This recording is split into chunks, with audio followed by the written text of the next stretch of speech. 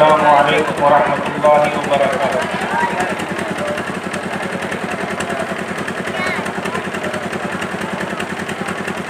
نحمده ونصلي على رسوله الكريم أما بعد،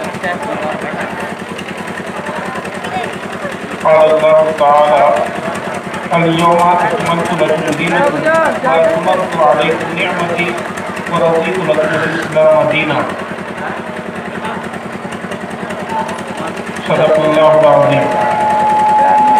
اگر اس سنگاپور میں ہر دن جلسہ ہونے لگے تو بھی اتنے سننے والے اور اتنے تقریر والے ہوں گے کہ رات بھر بھی اگر جلسہ چلے تو مقرر ختم نہیں ہوگا۔ یہ اللہ کا بڑا کرم ہے، بڑا احسان ہے۔ میں 5 سے 10 منٹ آپ حضرات کے بیچ میں رہوں گا، اس کے بعد پھر چترویدی صاحب ہے اور ہمارے قاضی صاحب ہے، یہ لوگ بیان فرمائیں گے، اور آپ لوگ بے فکر رہیے، یہ جلسہ رات بھر نہیں چلے گا انشاءاللہ۔ میں نے جو ایک آیت تلاوت کی ہے اس کے اندر اللہ تعالیٰ نے فرمایا ہے کہ میں نے دین کو مکمل کر دیا ہے۔ دین اسلام جو ہے، جس کا ہم لوگ ماننے والے ہیں، اللہ تعالیٰ کے نزدیک یہی دین معتبر ہے۔ قرآن پاک میں اللہ رب العزت نے ارشاد فرمایا: ان الدین عند اللہ الاسلام۔ دنیا کے اندر ڈھیروں مذہب اور ڈھیروں دین ہیں، لیکن تمام ادیان میں سب سے معتبر دین دین اسلام ہے۔ اللہ کے نزدیک دوسرے دین اور دوسرے مذہب اور دوسرے دھرم کا کوئی اعتبار نہیں ہے۔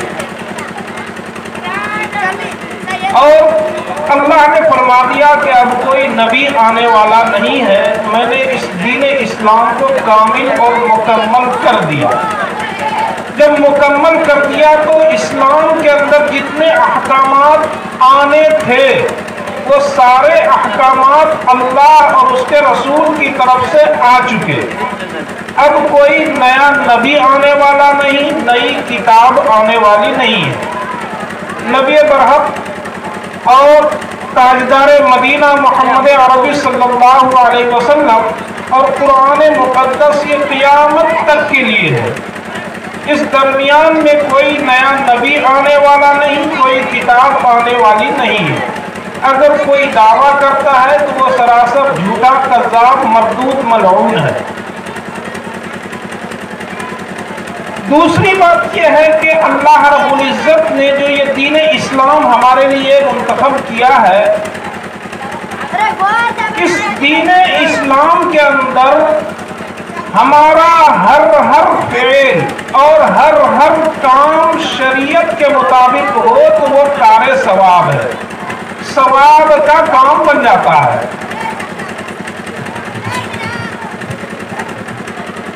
آج جب مجھ کو دعوت ملی تو میرے ذہن میں ایک بات آئی، میں سوچنے لگا کہ کیا تقریر کروں، بہت سارے مقرر حضرات ہیں، تو میرے ذہن میں ایک بات آئی کہ لباس کے موضوع پر 2-4 بات عرض کر دیتا ہوں۔ میرے بزرگوں، ہمارا نماز بھی شریعت ہے، ہمارا عمدہ اور شرعی لباس پہننا بھی ثواب کا ذریعہ ہے۔ اگر ہم اپنے لباس کو غیروں کے طریقے پر پہنیں گے تو وہ گناہ ہو جائے گا۔ اللہ کے نبی صلی اللہ علیہ وسلم نے فرمایا: من تشبہ بقوم فہو منہم۔ جو غیروں کا طریقہ اختیار کرے گا، جس قوم کی مشابہت اختیار کرے گا، وہ اسی میں سے ہو جائے گا۔ اس لیے ہم سب کو چاہیے کہ دینی لباس اختیار کریں۔ اور دینی لباس کیا ہے؟ دینی لباس کے سلسلے میں سب سے پہلی بات یہ ہے کہ شرعی لباس وہ ہے جو ہماری سطر کو ڈھانپ لے، اور مرد کے لیے سطر یہ ہے کہ ناف سے لے کر گھٹنے کے نیچے تک، ناف سے لے کر گھٹنے کے نیچے تک یہ مرد حضرات کا سطر ہے۔ اس کو چھپانا ہر حال میں ضروری اور واجب ہے۔ اگر کوئی اس کو نہیں چھپاتا ہے تو اس کو دیکھنے والا دکھانے والا دونوں گنہگار ہے۔ اور عورت میں ستر جو ہے ان کا مکمل جسم ہے، سر کے بال سے لے کر پیر کے ناخن تک ان کا ستر ہے۔ عورت کو چاہیے کہ اپنے کپڑے ایسے پہنے کہ سر کے بال سے لے کر پیر کے ناخن تک چھپ جائے۔ اپنے بچوں کو وہ لباس پہنائے، اپنے بچوں کو وہ لباس پہنائے جو اب ہمارے اکابرین بزرگان دین اولیاء کرام کا لباس، اپنی بچیوں کو لباس پہنائے جس کی شریعت نے ہم کو اجازت دی ہے۔ درمیان میں یاد آیا حضرت مولانا انصر صاحب نے لاسٹ والی بات جو کہی کہ صرف علماء کرام کے متعلق وہ سوال ہے، علماء کرام کے متعلق وہ سوال نہیں جہاں تک میں سمجھ رہا ہوں، وہ ہم تمام کے متعلق سوال ہے۔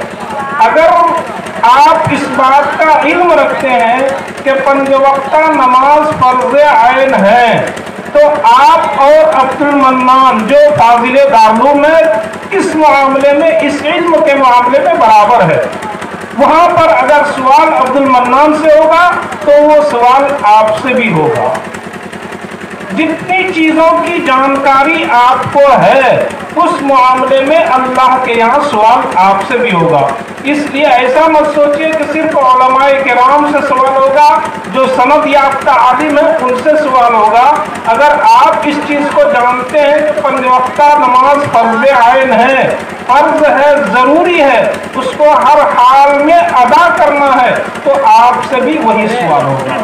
آپ کو معلوم ہے کہ ستر چھپانا ضروری ہے، پھر بھی آپ نے ایسا پہن رکھا ہے، ایسا کچھا پہن رکھا ہے جس سے آپ کا یہ گھٹنا نظر آ رہا ہے، جس سے آپ کا یہ گھٹنا دکھ رہا ہے۔ میرے بزرگوں یاد رکھو، جب تک وہ گھٹنا دکھے گا آپ کے نام اعمال میں گناہ رجسٹرڈ ہوتا رہے گا، لکھتا جاتا رہے گا۔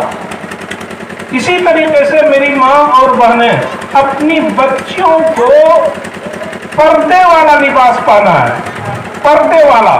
یاد رکھیے میں نے گزشتہ جمعے میں بھی یہ بات کہی تھی کہ فارسی کا ایک شعر ہے، خشت اول چون نہد معمار کر تا سریا می رود دیوار کر۔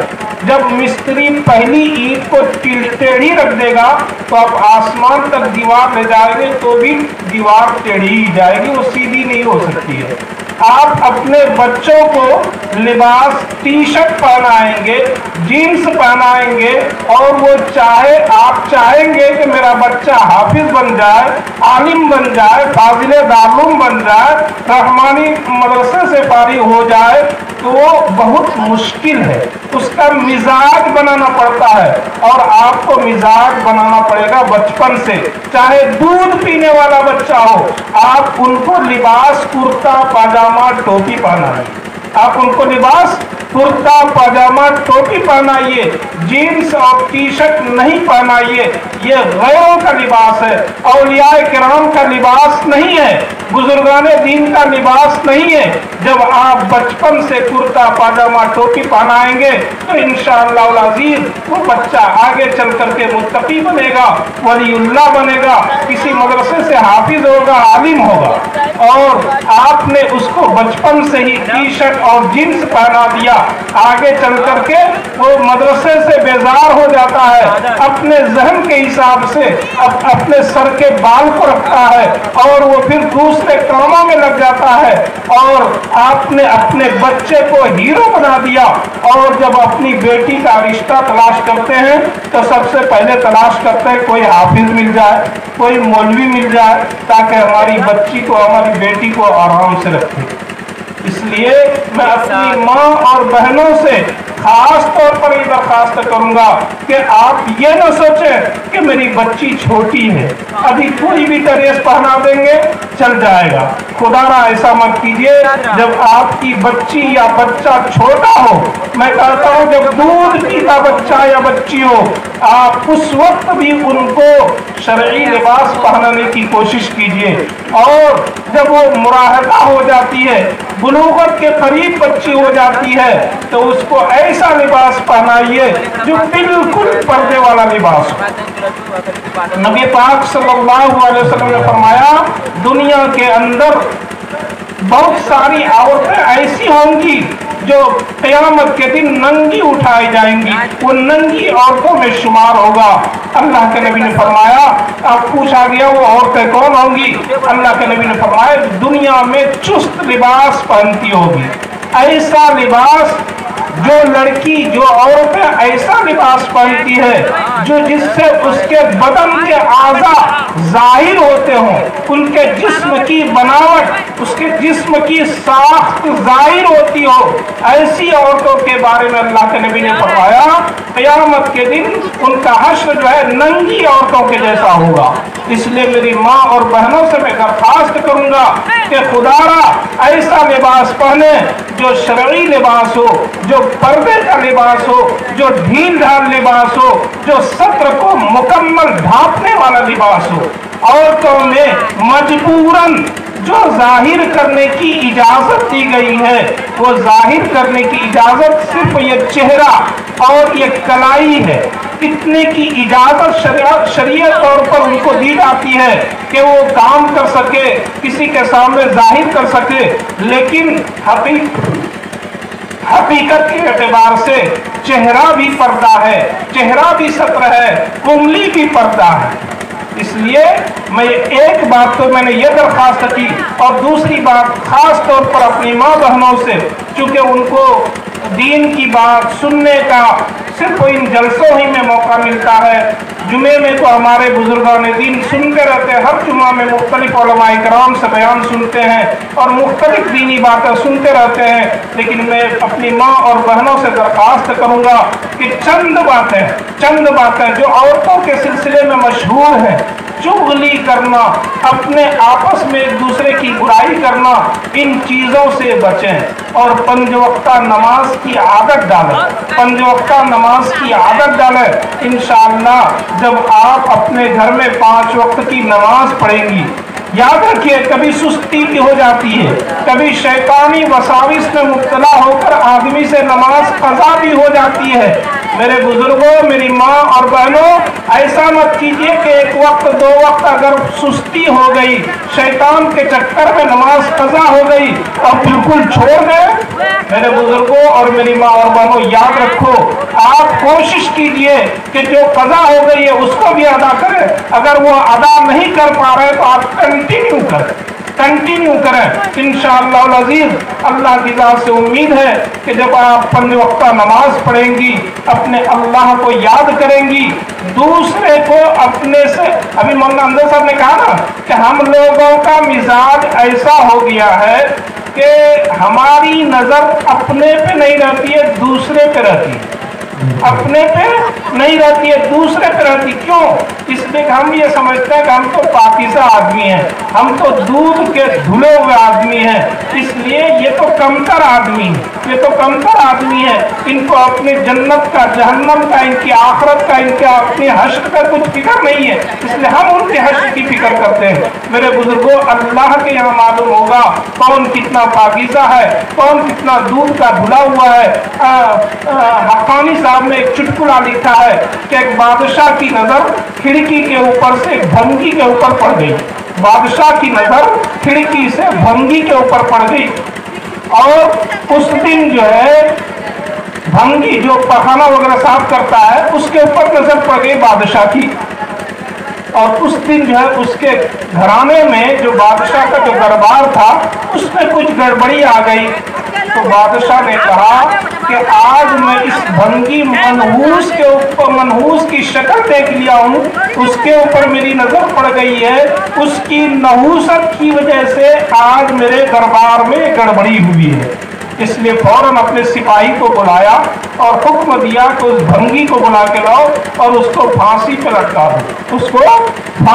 लटका दो।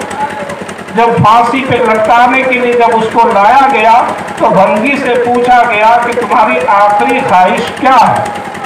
जब किसी को सूली देते हैं तो पूछते हैं ना कि उसकी आखिरी ख्वाहिश क्या है, बता दो। तो भंगी ने कहा कि मैं जानना चाहता हूँ कि मुझे सूली क्यों दी जा रही है। बादशाह ने कहा کہ میں نے کھڑکی جب کھولا صبح میں تو سب سے پہلی نظر میں تم ہی نظر آئے، سب سے پہلی نظر جو پڑی تمہارے اوپر پڑی اور تمہارا منحوس چہرہ میں نے دیکھ لیا، اس کی وجہ سے ہمارے دربار میں گڑبڑی ہوئی۔ بھنگی نے سوچا اب تو میری جان گئی ہی ہے، اب تو مجھے پھانسی دی ہی جائے گی، اس لیے مجھ کو بولنے میں کیا ہے۔ وہ جری ہو گیا اپنے بولنے پر اور اس نے کہا بادشاہ سلامت، آپ نے ہم کو دیکھا تو آپ کے دربار میں گڑبڑی ہوئی، تھوڑا کچھ کمی بیشی ہوئی، اور میں نے جو آپ کو دیکھا تو آپ کی نحوست کی وجہ سے میں سولی پر لٹک رہا ہوں۔ اب آپ بتائیے کہ آپ زیادہ منحوس ہیں یا میں زیادہ منحوس ہوں؟ بادشاہ نے کہا اس کو چھوڑ دو۔ تو میرے بزرگوں، یہ واقعہ جو میں نے بیان کیا، اس سے اندازہ لگتا ہے کہ کوئی یہ دعویٰ نہیں کر سکتا ہے کہ میں دودھ کا دھلا ہوا ہوں۔ ہر آدمی جو ہے معطر ہے، معظم ہے، عزت کے لائق ہے۔ کسی کو بری نظر سے، حقیر نظر سے دیکھنا گناہ عظیم ہے، گناہ عظیم ہے۔ اسی لیے اللہ کے نبی صلی اللہ علیہ وسلم نے فرمایا من تواضع للہ رفعہ اللہ، جو اللہ کے لیے عاجزی اختیار کرتا ہے، اپنے آپ کو حقیر سمجھتا ہے، کمتر سمجھتا ہے، اللہ رب العزت اس کو بلند فرما دیتے ہیں۔ اور ہمارا اس معاملے میں بالکل عمل الٹا ہے۔ ہر آدمی جو ہے خدا بنا ہوا ہے، ہر آدمی چاہتا ہے، وہ ایک شعر ہے کہ ہر شخص چاہتا ہے کہ سجدہ کرے کوئی، ہر آدمی ہے حضرت آدم بنا ہوا۔ ہر آدمی یہی چاہتا ہے کہ میرے سامنے آ کر کے جھکے، سب سے بڑا میں ہی رہوں، سب سے بڑا معظم اور عزت والا میں ہی ہوں، میرے سامنے جو ہے سب حقیر ہے، کمتر ہے۔ میرے بزرگوں اور میری ماں اور بہنوں، کسی کو بھی اپنے سے کمتر مت سمجھیے، ہر ایک کے لیے اپنے سے اس کے دل میں، اپنے دل میں ان کے لیے عزت رکھیے۔ جب ہم لوگ چھوٹے تھے تو ایک چھوٹی کتاب میں، غالباً اردو زبان کی دوسری کتاب میں ہم لوگوں نے پڑھا تھا اپنی عزت آپ کرو۔ اس کا مطلب یہی ہے کہ آپ دوسرے کی عزت کریں گے، دوسرا آپ کی عزت کرے گا۔ آپ دوسرے کی عزت نہیں کریں گے، دوسرا آپ کی عزت کہاں سے کرے گا؟ آپ دوسرے کی چغلی کریں گے، دوسرا آپ کی چغلی کرے گا۔ اس لیے میری ماں اور بہنوں سے خصوصاً درخواست ہے کہ ایسے بیہودہ کاموں سے اور ایسے جو غیر شرعی کام ہیں ان سے بچنے کی کوشش کریں، پنج وقتہ نماز کی کوشش کریں۔ ہاں، پنج وقتہ نماز ہر مرد اور عورت پر فرض عین ہے۔ اور اخیر میں ایک بات کہ اپنے جو شوہر ہیں آپ ان کی قدر کریں، آپ ان کی قدر کریں۔ اللہ تعالیٰ نے فرمایا کہ جو اپنے شوہر کی قدر نہیں کرتی ہے اللہ بھی اس سے ناراض ہوتے ہیں، رسول اللہ بھی ناراض ہوتے ہیں۔ اس لیے جو شوہر ہوتا ہے وہ آپ کا زمینی خدا ہے۔ ہاں، کہا گیا ہے کہ اگر اللہ کے علاوہ کسی کو سجدہ کرنے کی اجازت ہوتی تو وہ بیوی کو اجازت ہوتی تو اپنے شوہر کو سجدہ کرے۔ جو شوہر ناراض ہو کر اپنی بیوی سے اپنا بستر الگ کر لے، بیوی الگ سو جائے تو رات بھر اس کے اوپر لعنت برستی ہے۔ اس لیے میری ماں اور بہنوں سے میری درخواست ہے کہ اپنے شوہر تاجدار کی قدر کریں، ان کی کمائی کی جو ہے اس کی حفاظت کریں، ان کے جو بچے ہیں ان کی آپ تربیت کریں، ان کو اسلامی تعلیمات سکھائیں اور کوشش یہ کریں کہ ہم ان کو دین کا عالم اور قرآن پاک کا حافظ بنائیں۔ اللہ تعالیٰ سے دعا ہے کہ اللہ تبارک و تعالیٰ ہم تمام کو ان باتوں پر عمل کی توفیق عطا فرمائے۔ وآخر دعوانا الحمد للہ رب العالمین۔